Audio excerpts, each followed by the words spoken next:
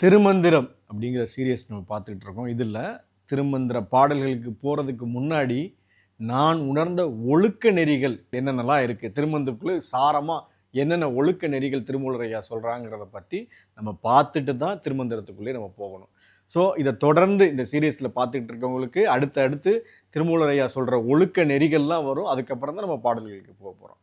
ஏன் இந்த ஒழுக்கம் திருமூலர் ஐயா சொல்கிறாங்க அப்படின்னா, ஒரு ஒழுக்கம் இல்லாமல் இந்த உலகியல் இல்லை, இறைவனை தேடி போகிற பாதையில் கூட ஒரு ஒழுக்கம் இல்லாமல் நம்மளால் ஒரு எதையுமே அச்சீவ் பண்ண முடியாது.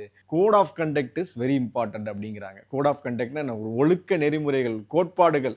நான் 4 மணிக்கு எந்திரிச்சு பயிற்சி பண்ணணும், 4 மணிக்கு எந்திரிச்சு பயிற்சி பண்ணணும், நான் உள்ளத்தில் சுத்தமாக இருக்கணும், உள்ளத்தில் சுத்தமாக இருக்கணும். இந்த மாதிரி திருமூலர் ஐயா என்னென்னலாம் சொல்கிறாங்க அப்படிங்கிறத, அதுதான் இந்த ஆன்மீக பாதையிலையும் சரி, இந்த உலகியல்லையும் சரி ஒரு ஃபவுண்டேஷனாக இருக்கும். அதை அமைக்காமல் நீ எவ்வளவு தூரம் ஒழுக்கம் இல்லாமல் எவ்வளவு தூரம் நீ போனாலும் நீ வாழ்க்கையில் தவறிடுவ அப்படின்னு என்னோட குரு சொல்லுவாங்க. ஸோ அந்த ஒழுக்க நெறிகள் திருமந்திரத்தில் என்னென்னலாம் சொல்லியிருக்காங்க அப்படிங்கிறத நம்ம பார்த்துட்டு திருமந்திரத்துக்குள்ளே நம்ம பாடல்களுக்கு போவோம். வரப்போகிற வீடியோக்களில் ஒவ்வொரு ஒழுக்கமாக திருமூலர் ஐயா என்ன சொல்கிறாங்கிறத நம்ம பார்க்கலாம். ஷுவா.